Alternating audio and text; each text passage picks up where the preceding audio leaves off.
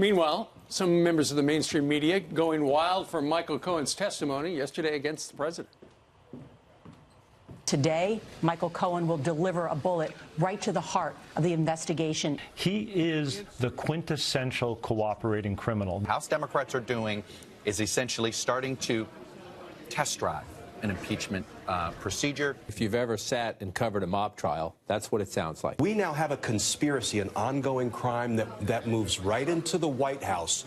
Wow. Wow. But it's a far cry from how they cover the president's second summit with Kim Jong-un, as we put both side by side. Here to react is Republican strategist and founder of American Majority, Ned Ryun. Ned, what do you make of this? Good to be with you guys. Well, no, this is what you get when you have partisan political operatives masquerading as journalists. They can barely control their glee. What we saw yesterday was theater of the absurd. It was a total clown show. I mean, we were literally asked to suspend our disbelief that a known and convicted liar is now a paragon of truth and rightness. Right. When, in fact, when he was asked very point-blank questions by Debbie Wasserman Schultz, can you corroborate any of this? He says no. Right. And, in fact, as Sean pointed out, Mark Meadows slapped him with a criminal referral halfway through, and I'm pretty sure he perjured himself when he said he didn't want a position in the White House.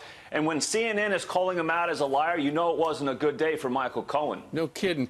We've got a graphic that shows you the interest of the cable channels in the run-up to the hearing. This is the coverage from 7 a.m.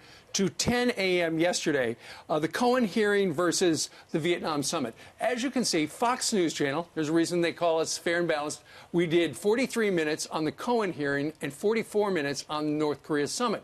MSNBC did 108 minutes on Cohen versus 37 minutes on the summit.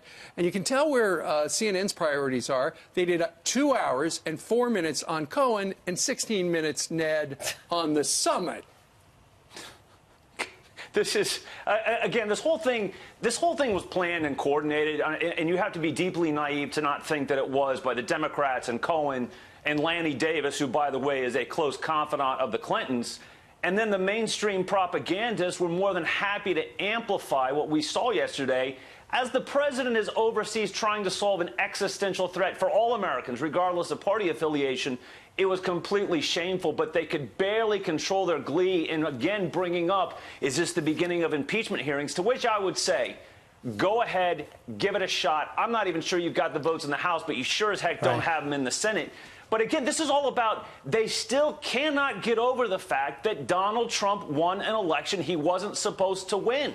This is still all about trying to nullify the 2016 elections, and the mainstream media is more than happy to go along with it and try and amplify this and try to bring down down President Trump. I thought the most telling thing were Michael Cohen's closing comments. They weren't about the president's legal or his behavior with stuff that he would know about. They were political comments clearly written by Lanny Davis or a Democratic strategist. And when he came out and said, I fear that President Trump, if he loses the election, won't leave the White House, there won't be a transition of power. Believe me, if he loses, he'll high five and say, congratulations, you can have the place.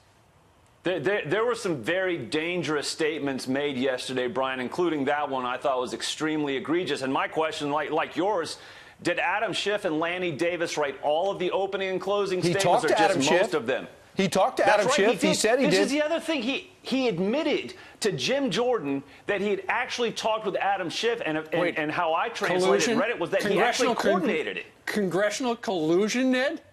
Yeah, and Jim Jordan. Exactly right, no. Jim Jordan handled himself beautifully. He said, oh, so you could prepare so that you would have all the answers in advance? Yeah. Anyway, it was very interesting to watch. Thank you so much, Ned, for being with us. Thanks, guys.